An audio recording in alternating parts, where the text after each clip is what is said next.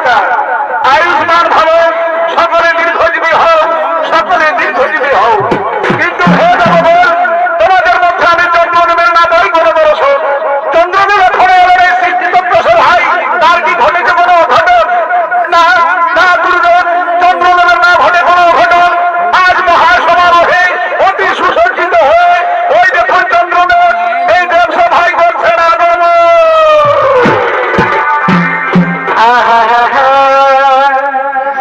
এত বান্দা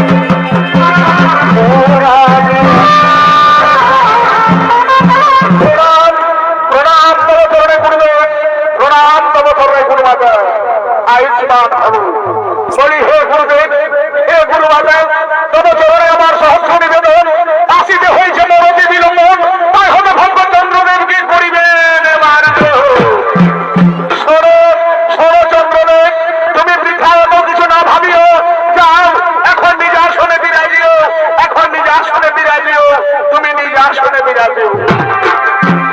তাই হে বলি স্বর্গের সমস্ত দেবতাগণ, শোনো বর্মানি, আমি এক্ষুনি শুরু করি সৃষ্টি তবিদের সেই কিছু কর্ম কাহিনী। হে গুরুদেব, আপনি নিশ্চিন্তে শুরু করুন। গুরুদেব, আপনি নিশ্চিন্তে শুরু করুন। হে ব্রহ্মদেব, হে বিষ্ণুদেব, হে মহেশ্বর, তুমি করিবে সৃষ্টি, তুমি করিবে পালন, আর তুমি করিবে সংহার। এই কর্ম যেন যুগে যুগে অহরহ ঘটে চলে বারংবার। তাই হবে গুরুদেব, আজ তবু আজকে আমরা অবশ্যই তিনজন অক্ষরে অক্ষরে যুগে যুগে সর্বদাই করিব পালন। আর হে ইন্দ্র অগ্নি বরুণ, হে ইন্দ্র অগ্নি বরুণ, তোমরা হলো মেঘ বৃষ্টির দেবতাগণ।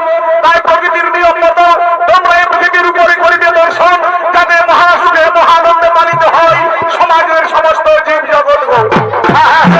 তাই হবে গুরুদেব, আজ তবু আজকে আমরা অবশ্যই তিনজন অক্ষরে অক্ষরে যুগে যুগে সর্বদাই করিব পালন। আর হে সূর্যদেব, বলি হে সূর্যদেব, তুমি হলো সৃষ্টিতন্ত্রের মূল আধার, তোমার ছাড়া বাঁচবে না জগতের কোনো প্রাণ। তাই তোমার প্রাণ আলো তুমি পৃথিবীকে সর্বদাই করিবে প্রদান। তাই হবে গুরুদেব, তোমার আজ্ঞা ১০ বছর আমি অবশ্যই অক্ষরে অক্ষরে যুগে যুগে সর্বদাই করিব পালন। আর হে চন্দ্রদেব, হে চন্দ্রদেব, তোমার সিদ্ধ সুমধুর আলো রাত্রিতেই তুমি উন্মুক্ত পৃথিবীকে সর্বদাই করিবে শীতল, আর তোমার দেখিয়া জগৎবাসী আনন্দে হইবে তলমন। তাই হবে গুরুদেব, আজ তোমার আজ্ঞা ১০ বছর আমি অবশ্যই অক্ষরে অক্ষরে যুগে যুগে সর্বদাই করিব পালন।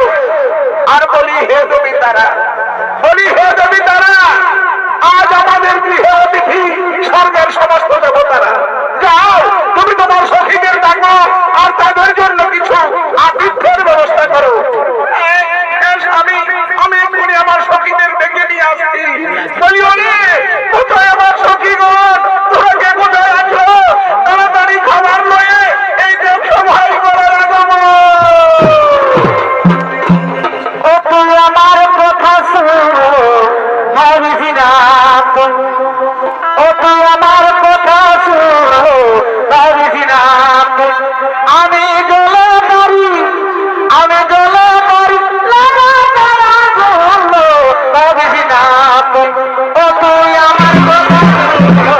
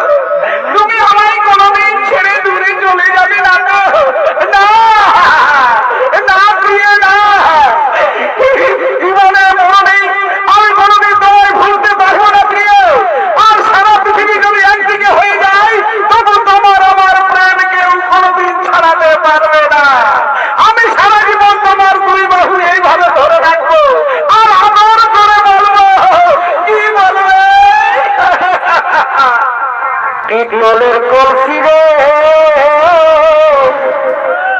করলে যাব না পিতলের কলসি রে করলে যাব না জল কালো যমুনা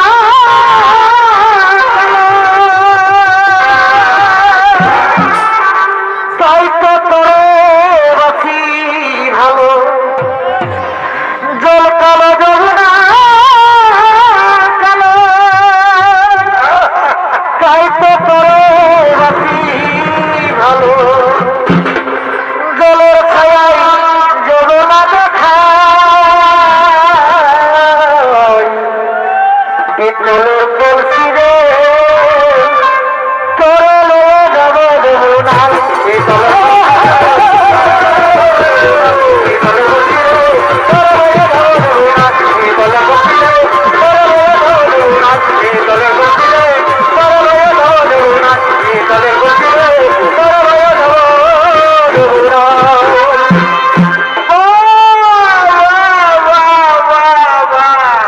কি অপূর্ব দৃশ্য কি অপূর্ব দৃশ্য কি অপূর্ব দৃশ্য নির্লজ্জ বেহায়া তোমার কতটুকু লজ্জা নেই আজ গুরু বন্ধুকে হরণ করে তুমি তার সাথে পাপ কর্মে মেতে রয়েছ তুমি কি ভুলে গেছ কোন নারী সহধর্মিনী আর কোন নারী হলো মা এখনো যদি ভালো যাও তাহলে তুমি আমার সহধর্মিনী তারা দেবীকে আমার কাছে ফিরিয়ে দিয়ে তুমি তোমার পাপের প্রায়শ্চিত্ত করো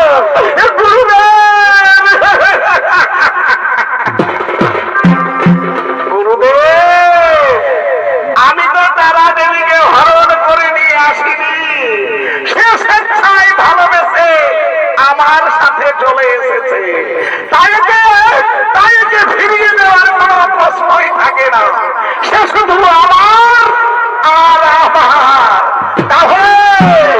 তাহলে শুনে যাও চাঁদ যে রূপে বশীভূত হয়ে যে রূপ যৌবনে বশীভূত হয়ে এই কামাতুয়া নারী আজ আমার মতো স্বামীকে পরিত্যাগ করে তোমার কাছে চলে এসেছে তোমার এই রূপ যৌবন ভরা না হোক আর বেশি দিন থাকবে না যাও আজ আমি তোমায় অভিশাপ দিলাম আজ থেকে তুমি ক্ষয় রোগে জর্জরিত হবে ক্ষয় হতে হবে 15 দিনের মধ্যে তুমি একেবারে বিলীন হয়ে যাবে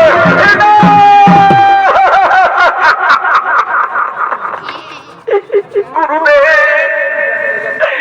সামান্য কারণে হঠাৎ তোমার অভিশাপ দেবেন না গুরুদেব এই আপনার তোমার অভিশাপ আপনি ফিরিয়ে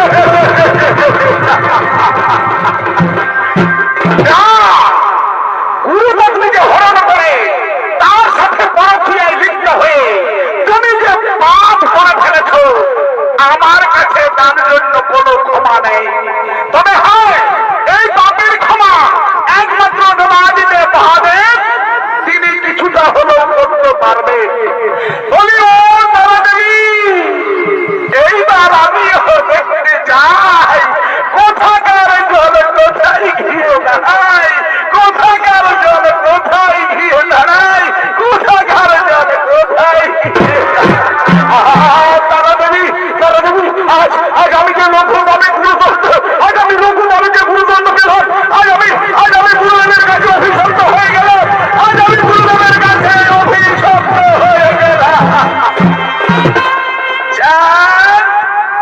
তুমি শান্ত হও আমি বলছি কি গুরুদেবের অভিশাপ তোমার কোনোদিন ফলবে না কারণ তুমি তো আমায় হরণ করে নিয়ে আসনি আমি স্বেচ্ছায় ভালোবেসে তোমার সাথে চলে এসেছি তাই গুরুদেবের কথা না ভেবে তুমি আমার কথা ভাবো জাহান তুমি আমার রূপের কথা ভাবো তুমি আমার যৌবনের কথা ভাবো এসো জান আমরা পুনরায় যৌবন সাগরে হারিয়ে যায়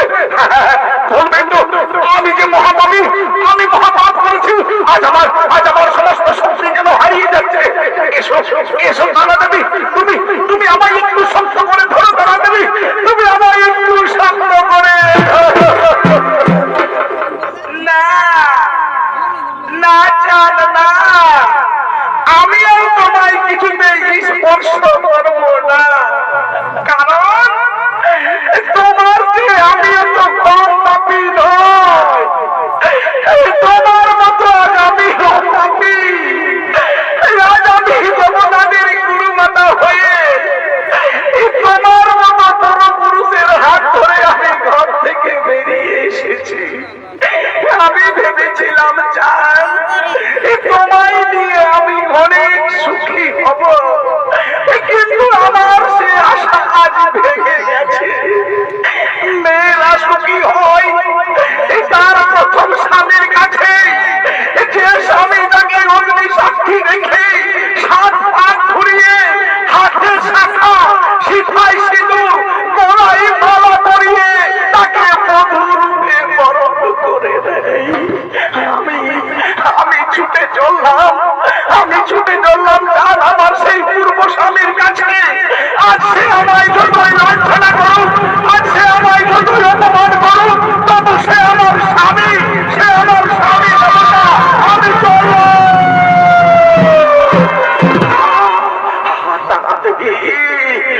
তুমি আমায় পরিত্যাগ করে জীবনের মতো চলে গেলে, যাবেই তো।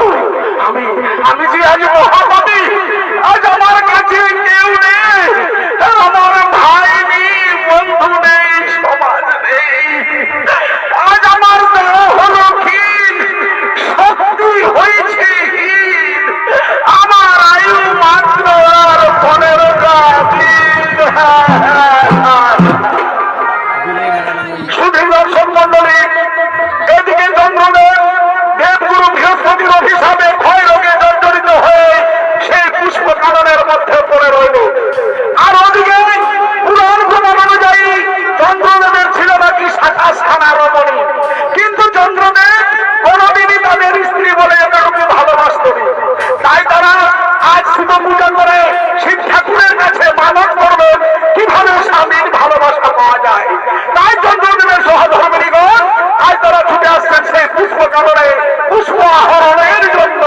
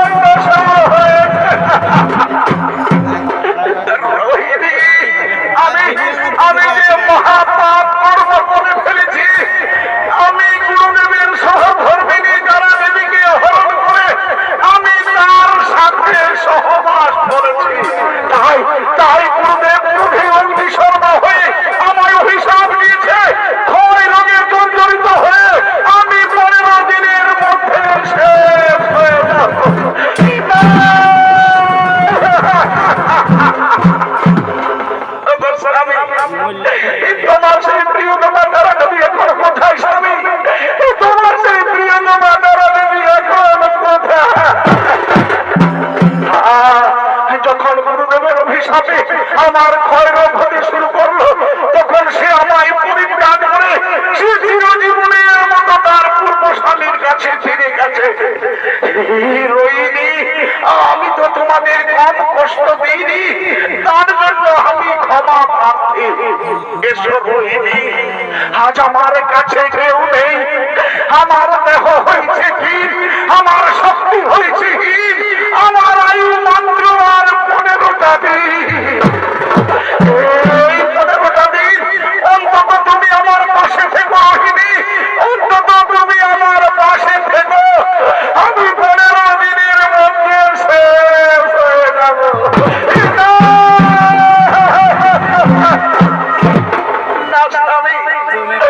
আমি তো তোমায় অত সহজে করতে দেব না স্বামী। সত্যি যদি আমি সত্যি নারী হয়ে থাকি, সত্যি যদি আমার স্বামীর প্রতি ভক্তি থাকে, যদি আমি প্রতিদিন শ্রদ্ধা ভরে দেবাদেবী মহাদেবের চরণে পুষ্প নিবেদন করে থাকি, তাহলে হে দেবাদেবী মহাদেব, আপনি কোথায় আছেন? এই আমার স্বামীকে রক্ষা করুন ঠাকুর, আমার এই শাখা সিঁদুরকে রক্ষা করুন, আমার স্বামীকে আপনি সুস্থ করে দিয়ে। চলো চলো স্বামী, এবার আমি তোমায় নিয়ে কৈলাসে চলে যা।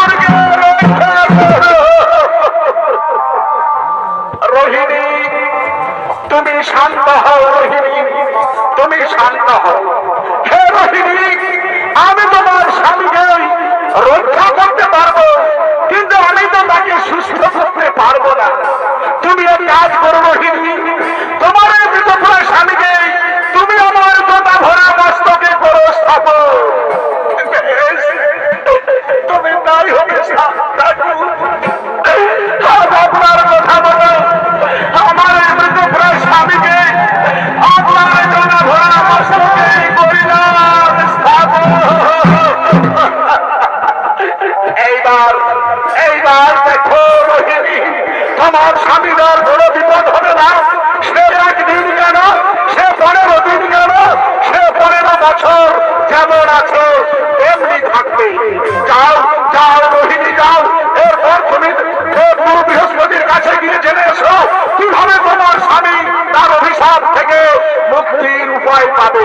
যাও, কিভাবে সে মুক্তি লাভ করবে, যাও তুমি দেবগুরু বৃহস্পতির কাছে জেনে এসো। তাই হবে গুরুদেব, আপনার কথা মতো আমি দেবগুরুর কাছেই যাব, আমি দেবগুরুর কাছেই যাব। এসো এসো হে মন্ত্রী, এসো ভিকি, আমরা রোহিণীকে কিছুটা পথ এগিয়ে দিয়ে আসি।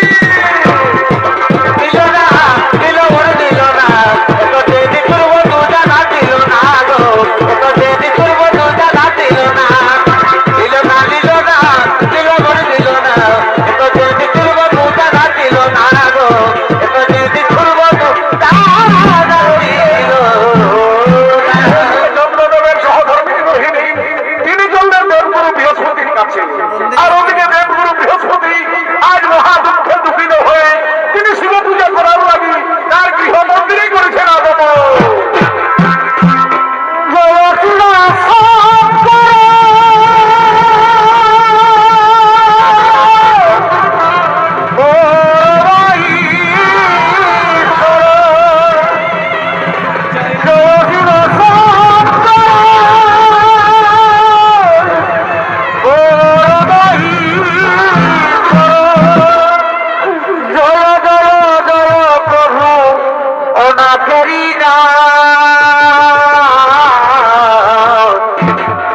তুমি আমার প্রভু ওগো ভোলানাথ, তুমি আমার প্রভু ওগো ভোলানাথ।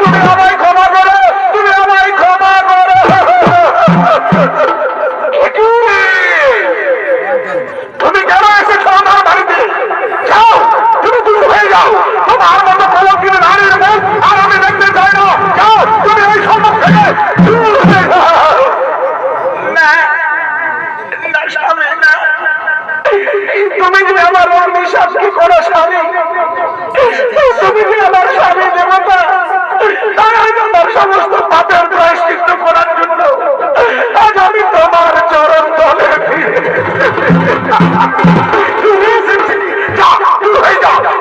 শয়তানের মুখ আর আমি দেখতে চাই না। যা, আজ আমি তোকে ফেলবো ফেলবো। মানুষ তুমি আমায় যত ভালো পারো তবু আমায় ক্ষমা করে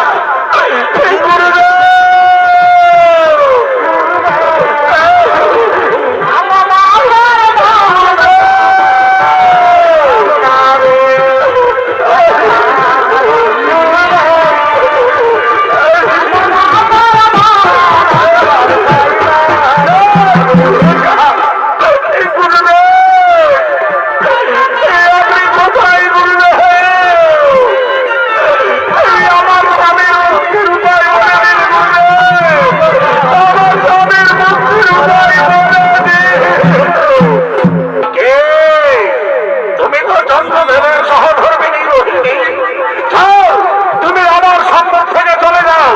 তোমার স্বামী যে পাপ কর্ম করেছে তার জন্য সে উপযুক্ত শাস্তি পেয়েছে।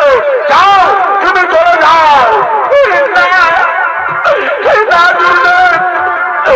আপনি আমায় চলে যেতে বলবেন না করবেন, আপনি আমার স্বামীর মুক্তির উপায় বলে দিন করবেন।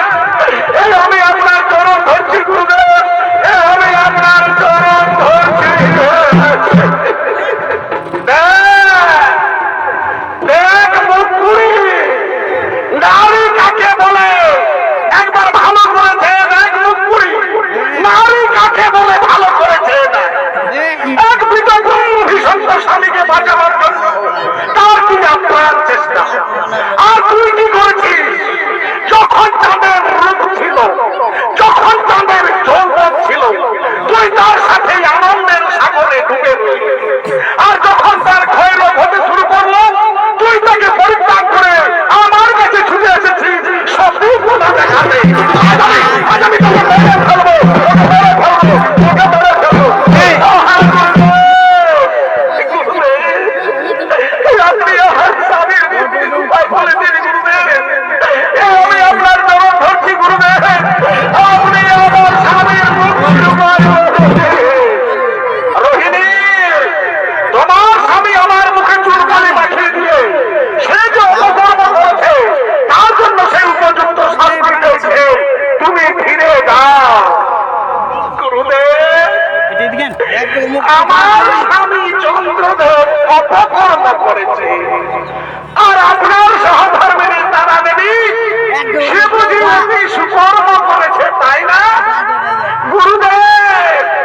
এরা তো দুজনেই সমান পাপী, এরা তো দুজনেই সমান দোষী। তাহলে আপনি কেন আমার স্বামীকে শাস্তি দিলেন, আর কেন একে কোনো শাস্তি দিলেন না?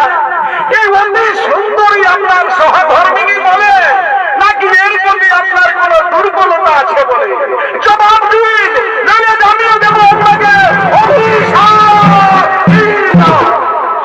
দাদা। রোহিণী, তুমি শান্ত হও। তোমার স্বামী ভক্তি আমাকে মুগ্ধ করেছে, কিন্তু হে রোহিণী, তুমি তো বড় দেরি করে আমার কাছে এসেছো। আমি গতকাল রাত্রিতে তোমার স্বামীকে এক খণ্ড শ্মশান নিয়ে লক্ষ্য করেছিলাম, কিন্তু আজ তো আমি তাকে দেখতে পাচ্ছি না।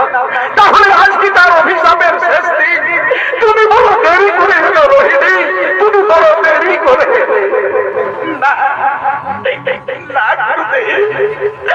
আমার স্বামীকে আমি এমন জায়গায় লুকিয়ে রেখে এসেছি সেখানে আপনার অভিশাপ কিছুতেই পৌঁছাতে পারছে না। সেখানে 15 দিন গেল, 15 বছর থাকলেও সে যেমন আছে সে তেমনি থাকবে। কি বললে রোহিণী? তাহলে বলো রোহিণী, তুমি তোমার স্বামীকে কোথায় লুকিয়ে রেখেছো যেখানে যেখানে আমার অভিশাপ পৌঁছাতে পারছে না? গুরুদেব, আমার স্বামীকে আমি দেবাদেবের মহাদেবের জটায় লুকিয়ে রেখেছি। ধন্য ধন্য রোহিণী, তোমার স্বামী ভক্তি ভোগা, তোমার স্বামী ভক্তি আমাকে মুগ্ধ করেছে। যাও যাও রোহিণী, তুমি তোমার স্বামীকে সব তীর্থের জলে স্নান করাবে। যাও, সব তীর্থের জলে স্নান করাবে, সে আমার অভিশাপ থেকে মুক্তি পাবে, এমনকি সে তার আগের পূর্ণ রূপ পুনরায় ফিরে পাবে। তোমার দয়া, তোমার চরণে অভাগিনী শত শত প্রণাম। আমি আসি গুরুদেব, আমার স্বামীকে লয়ে আমি সব তীর্থে চলে যাব, আমি সব তীর্থে চলে যাব, আমি সব তীর্থে চলে যাব। দেখলি দেখলি হতচ্ছাড়ি, নারী কাকে বলে তুই দেখলি? শুধু রূপেই নারীর আসল পরিচয় নয়, তার মধ্যে শ্রদ্ধা, ভক্তি, মায়া, মমতা থাকতে হয়। কিন্তু তুই তো তা করলি না। তুই আমার মুখে চুলকালি মাখিয়ে দিয়ে আজকে অপমান করেছিস, তার জন্য আমি তোকে ছাড়বো না। আজ আমি তোকে ফেরে ছাড়বো, আজ আমি তোকে ফেরে ছাড়বো, আজ তোকে ফেরে ছাড়বো, তোকে ফেরে ছাড়বো। শান্ত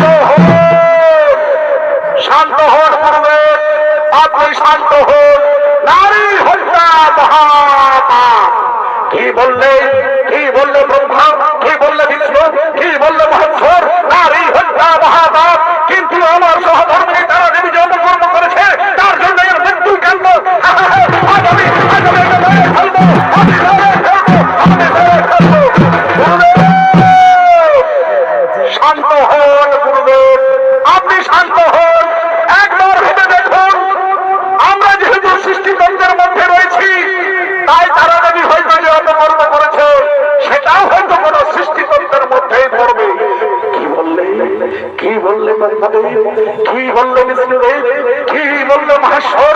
আমার তারা দেবী যে অপকর্ম করেছে সেটা হয়তো কোন সৃষ্টিতন্ত্রের মধ্যেই পড়বে, কিন্তু কিন্তু তারা দেবী যে চন্দ্রদেবের সাথে পালিয়ে গিয়েছিল এটা তো অতি সত্য ঘটনা, এটা তো অতি সত্য ঘটনা।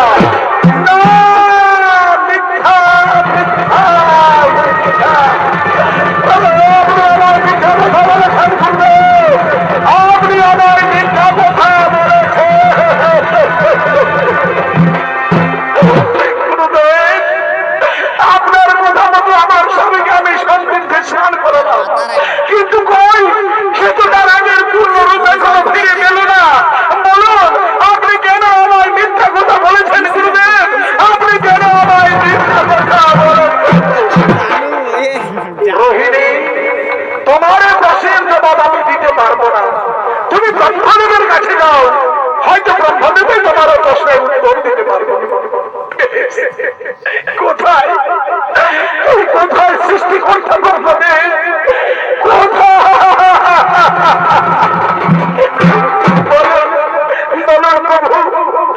আমি সন্দিগ্ধের জন্য স্নান করা ধরবো, আমার স্বামী কেন অভিশাপ থেকে মুক্তি পেল না? কেন সে তার আগের পূর্ণ রূপ ফিরে দিল? রোহিণী, তুমি শান্ত হও, তুমি শান্ত হও রোহিণী। তোমার স্বামী তার আগের পূর্ণ রূপ ফিরে পাবে, তবে আজ বা এক্ষুনি নয়। সে যেমন ভাবে একটু একটু করে ক্ষয় হয়ে শেষ হয়ে গিয়েছিল, ঠিক তেমনি ভাবে একটু একটু করে 15 দিন পরে সে আবার তার পূর্ণ রূপ ফিরে পাবে। এমনকি আবার সে ধীরে ধীরে সে ভয়প্রাপ্ত হবে, আবার সে পূর্ণ রূপ ফিরে পাবে। এইভাবে তার এই অবস্থা চক্রাকারে বছরের পর বছর, যুগের পর যুগ চলতে থাকবে। আমি আর বাঁচতে চাই না, আমার মৃত্যু চাই, আমার মৃত্যু চাই, আমার মৃত্যু। চন্দ্রদেব, তুমি শান্ত হও চন্দ্রদেব, এ তো তোমার অভিশাপ নয়, এ হলো নিয়তির খেলা। আজ তোমাকে নিয়ে সৃষ্টি হবে নতুন নতুন সৃষ্টিতন্ত্র। তুমি একবারে শোনো সেই কথাগুলো। হ্যাঁ চন্দ্রদেব, তুমি একবারে শোনো সেই কথা। আজ থেকে যেদিন যেদিন তোমার সহধর্মিণী রোহিণী তোমাকে দেবাদিদেব মহাদেবের জন্যই লুকিয়ে রেখেছিল, সেদিন সেদিন সারা জগৎ কেউ তোমায় দেখতে পেল না, ঘোর ঋষি অন্ধকারে ঢেকে রইল। সেদিনের নতুন তিথির সৃষ্টি হলো, তার নাম হলো অমাবস্যা। তারপর সংতীর্থের জলে স্নান করাবার পর তুমি ধীরে ধীরে সুস্থ হতে হবে। যেদিন তুমি তোমার আগের পূর্ণরূপ ফিরে পাবে, সেদিন আরো তিথির সৃষ্টি হবে, যার নাম হবে পূর্ণিমা। এইভাবে পূর্ণিমা থেকে অমাবস্যা, অমাবস্যা থেকে পূর্ণিমা, এই 14টা দিন হবে এক একটা তিথি, যার নাম হবে চতুর্দশ। আর এই অমাবস্যা পূর্ণিমা চতুর্দশ তিথি থেকে শুরু হবে দিনক্ষণ, মাস, বছর, পাঁজি ও পুঁথি। আর ষোলটি আমল এই 15 তিথির মধ্যে পূজিত হবে স্বর্গের সমস্ত আর হলো যদি তারা তোমার এই স্বামী সঙ্গ পরিত্যাগ করে থেকে আগামী দিনে যে নারী চরিত্র সৃষ্টি হবে, তারা কলঙ্কিনী ও বেশ্যা নামে পরিচিত হবে। তাই হবে গুরুদেব, ভাগ্যের নিয়তির লিখনকেও আমরা নতমস্তকে স্বীকার করে নিলাম। আজ থেকে জগতের মানুষ অমাবস্যা, পূর্ণিমা ও চতুর্দশ তিথিকে সঙ্গে করে কাটাবে তাদের সারাটা জীবন। তারা যুগ যুগ ধরে মনে রাখবে চন্দ্র তারা ও রোহিণীকে করবে স্মরণ, শিব মস্তকে চন্দ্র ধারণ ও সৃষ্টিতন্ত্রের পূর্ণ বিবরণ। গোবিন্দ হরে মুরারি ওরাতে না ভার বাসুদেব, কৃষ্ণ গোবিন্দ হরে মুরারি ওরাতে না ভার বাসুদেব, কৃষ্ণ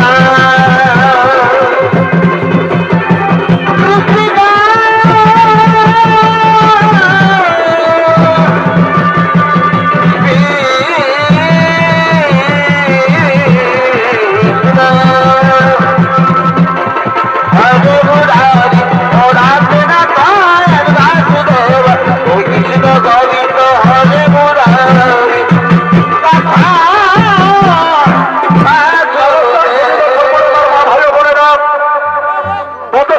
আদর্শ সত্রের পক্ষ থেকে এখন হলো আমাদের দ্বিতীয় পালা সমাপন।